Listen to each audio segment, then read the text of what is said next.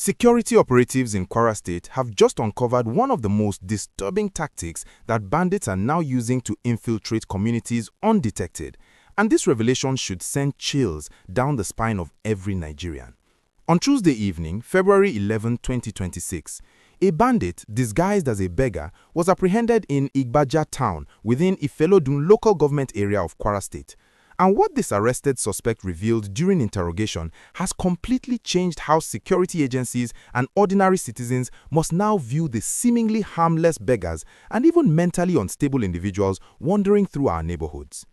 Elder Oyini Zube, who serves as the coordinator of the Joint Security Watch for Kwara South Senatorial District, confirmed the arrest to reporters and explained that this is part of a deeply disturbing trend where terrorists and bandits have begun disguising themselves as beggars and even pretending to be madmen in order to move freely among towns and villages without raising suspicion.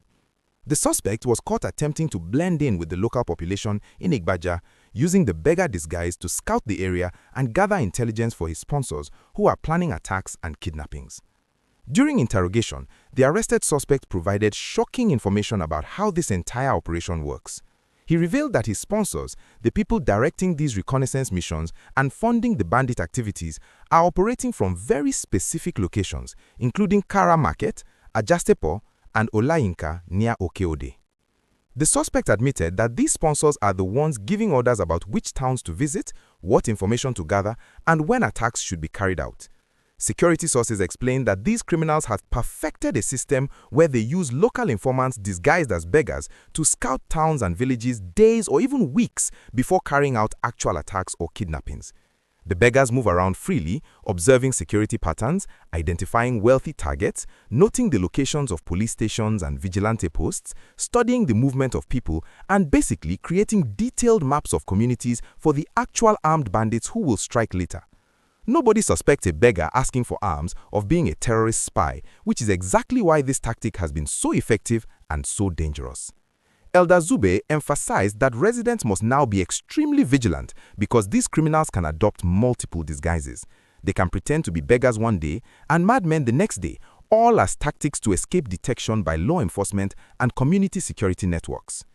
The suspect has now been handed over to the Kwara State Anti-Kidnapping Squad for further investigation and prosecution, with authorities promising swift action. But the bigger concern that security experts are now raising is whether this tactic is limited to just Kwara State or if it has spread across other parts of Nigeria. There is growing evidence that suggests bandits loyal to notorious terrorist leaders like Turji and others operating across the northwest have been using similar disguise tactics to gain access to communities they plan to attack. Turji himself, who is one of the most feared bandit kingpins terrorizing Zamfara, Sokoto, and neighboring states, has demonstrated remarkable tactical sophistication in how his groups operate. In recent weeks, Turji's forces have attacked multiple communities in Sokoto State, including Tidibale village in Issa local government area, forcing entire populations to flee in the middle of the night.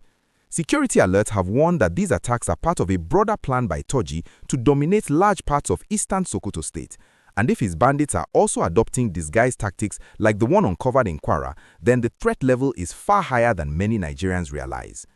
If you are finding this security breakdown helpful and want to stay informed about the evolving tactics that terrorists are using to infiltrate our communities, please hit that subscribe button right now and turn on your notifications so you never miss critical security updates like this one.